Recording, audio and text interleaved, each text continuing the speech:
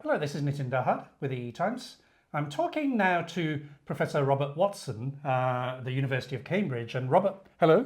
Hello, very glad to be here. Tell me your full affiliation. Certainly, I'm Professor of Systems, Security and Architecture at the Department of Computer Science and Technology in the University of Cambridge, which is something of a mouthful, but I'm on the side. I'm also the director of our company, Capabilities Limited, that we've spun out of the university. Oh, okay. Now, we're going to talk about CHERI, which is a technology that's evolved over the years.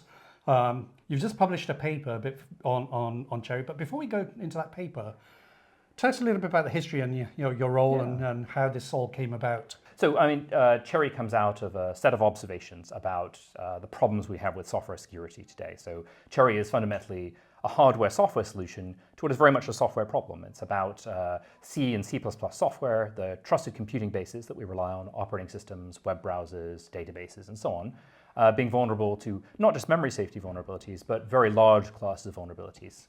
In the early 2000s, I worked with DARPA to develop a set of extensible OS security techniques, which are now used in the iPhone, in Apple's Mac, in Juniper routers, and so on. And as we were doing that work and transitioning it into production use, we encountered both memory safety as a fundamental issue with the security of the software that contains things, but also there's a separate problem, which is we use this technique, compartmentalization, to sandbox software. And in the iPhone... This is in 2000-ish. This is 2005-ish, 2004, okay. yeah. So in the sort of compartmentalization methodology, you're breaking up software into components and trying to minimize two things.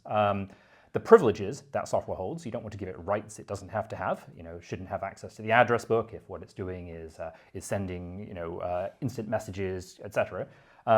But also limiting the attack surfaces. And this is a very important part of how sandboxing works today. When you compromise some software component, and many people today view software compromise effectively as inevitable, you need to be able to limit not just what rights they have, but also what they attack next as they try to escape from sandboxes. And most attacks today are multi-stage. They try to first compromise memory safety, then they have arbitrary code execution, and then they try to break out of the sandbox. And CHERI responds to that need.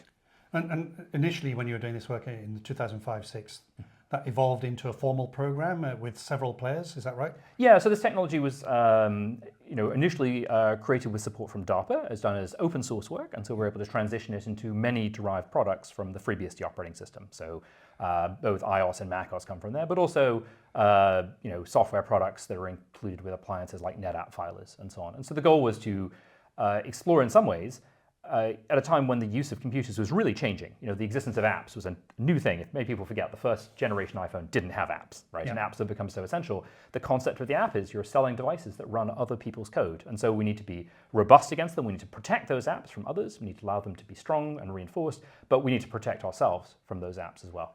And when did CHERI formally start then? We started CHERI in about 2010. 2010, okay. And then what was the objective of that program then? Yeah, so this was another DARPA research program. It was a great opportunity. The DARPA Crash program, created by Howie Schroeb. The goal was clean slate, hardware, software co-design to fundamentally address security problems. And I have to say, a number of projects were funded as part of that program. It was a really exciting community to work with. We were the most conservative design. We were the closest to current technology. And I think it speaks a little bit to the nature of the problem that 15 years later, we're just on the threshold of transition into products. The difficulty in developing and transitioning something that is, sufficiently disruptive to really improve security, but not so disruptive that you can't actually deploy it. And I think a real contribution in the CHERI work is walking that fine line. We have a technology that doesn't require all of your software to be rewritten to accomplish memory safety or to give you fine-grained compartmentalization, and yet is disruptive enough that it needs the support of our hardware, right? It needs the processor vendors and SoC vendors and so on to engage with the problem, to help solve a problem in the software space. And where are we with CHERI now? And obviously we've got people who are developing like SCI and low risk, and we had the ARM Morello board as well. Where are we now with it? And then let's talk about your paper, which you just published. Yeah, it's a really exciting moment. In 2019, supported by Innovate UK, we announced a collaboration with ARM to develop the ARM Morello processor, chip and prototype system. We'd actually been working with ARM since about 2014, so it's been 10 years of collaboration now. Right. And as part of a UK funding investment of over £100 million, but also... That's quite significant. It is quite significant, but also done on the back of matching contributions from the likes of Microsoft and Google and others to basically investigate the technology and ask, if we bring this out to a fully elaborated design, what is the impact of the software ecosystem? And in particular, the goal was to break a cyclic dependency. We were kind of stuck in this vicious cycle, right? The software developers can't work with the technology because the hardware doesn't exist. Hardware developers, if there's no draw from software, it's very hard to push a technology like that. And so the Umbrella prototype is really designed to break that cycle. And we now have something like 700 of these boards at research labs, universities, companies around the world in active use today.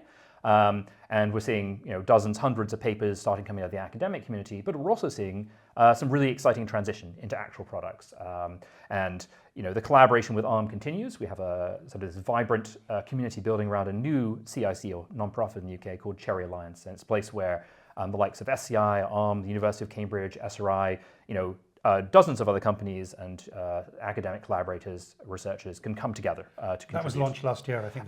Yes, quite recently, in fact. We had a launch event in the autumn, which was great. And my colleagues at SCI also presented a bunch of their work there, which was really exciting. And some of those CIC companies include low risk, don't they? And others. Absolutely. CIC is a really interesting structure. It's what's I going to say? It's like a not-for-profit. So in UK law, it's sort of something short of a full charity, but on the other hand, it's done for community interest, and so it allows us to have common artifacts like processor designs or software and so on, held in common, looked after, a place where funds can go to support common development efforts and so on. Tell us about the paper you published. So we had a paper come out in Communications of the ACM on a topic called memory safety standardization. And an observation we've made, I think we're not alone in making this, is that transitioning new security technology is extremely difficult. And the reason for that is unclear demand. When you are given a choice of buying a mobile phone that has an extra however many minutes of battery life, which is a very measurable thing and impacts consumers directly, and improving this abstract thing called security,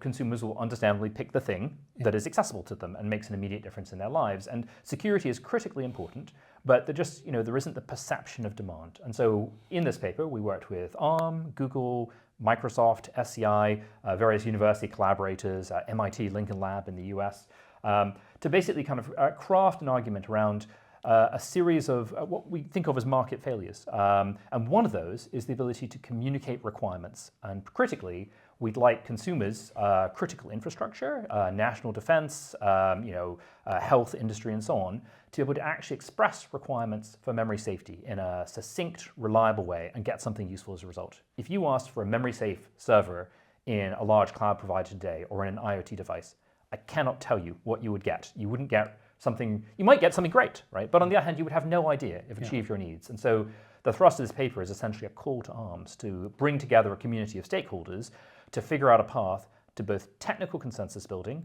and also a path to impact, whether it is the ability to improve procurement or regulatory interventions, the insurance industry beginning to increase its requirements. All of these tools are available only if we can say what we mean when we say strong memory safety. And that path to communicate includes, I guess, the end consumer at the end of the day as well, I guess. I think so. And we don't necessarily expect end consumers to engage with the details of memory safety. Exactly. But I think, the consumer is protected by regulators. It is protected by also industrial bodies that set standards for products and conformance, kite marks and so on. And the story today of how you would get memory safety into that and help express this demand is really unclear. And so we'd like to put together a group to try and bring this concept to fruition. And of course, a standard on what memory safety is won't stand alone, right? It has to integrate with industry sector standards, in automotive and so on. And this has, been done many times before in other areas. It just hasn't been done with memory safety. And what keeps you busy now and for the next 12 months? What are you going to be working on? SRI in Cambridge, the original sort of inception of CHERI, we have a team of about 20 to 30 people. We work in a broad range of areas. A lot of our time is spent working with companies like SCI to help with the transition of CHERI into widespread use, and we're supported by both the UK and the US governments in doing that. We're very interested in challenges to adoption. We engage both with technical challenges. We're constantly honing aspects of our software approach, and in particularly concepts about how you evaluate the improvement that comes out of a technology like CHERI are very important. We collaborate with large bodies in industry. Certainly, I've mentioned the work we're doing ongoing with ARM in terms of software ecosystem for Morello.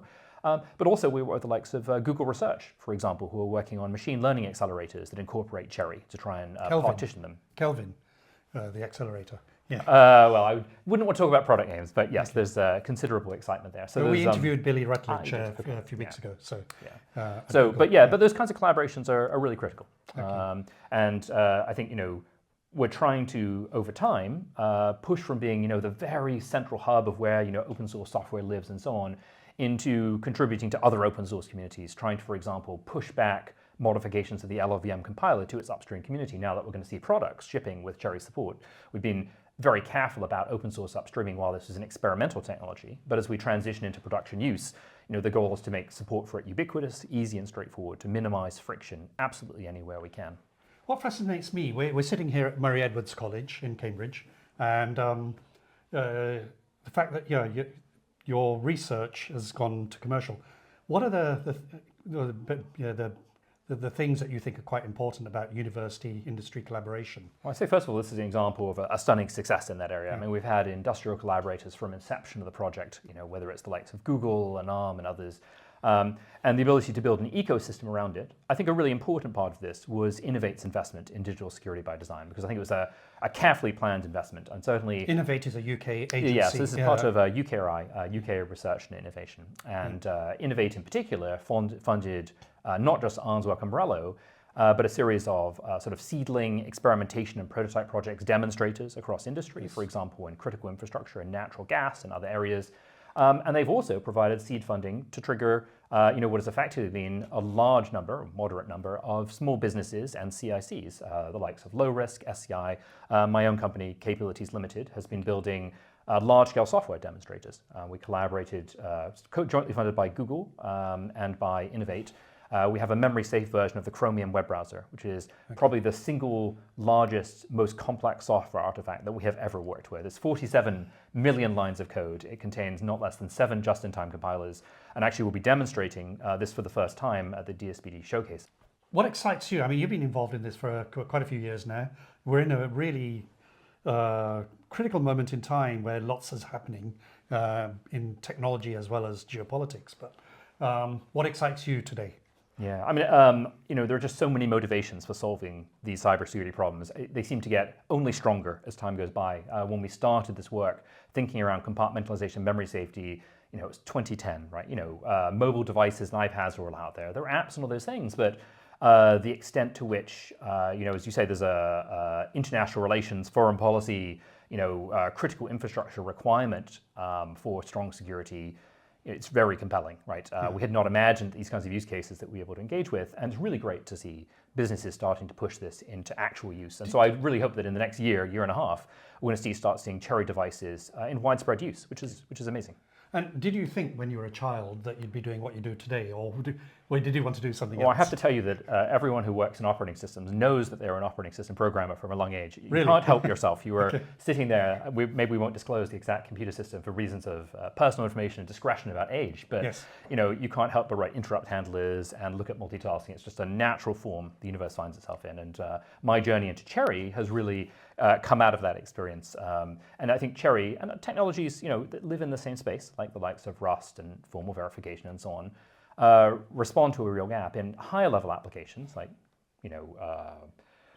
databases and business-to-business apps. And those are often today written in memory-safe and type-safe languages. But in the core of our operating systems and the design of our hardware, it's a very systems-y place. And we're trying to make that a better place to program and bring in some of these ideas. And I think we're being surprisingly successful. Well, Professor Robert Watson, thank you very much. Oh, thank you.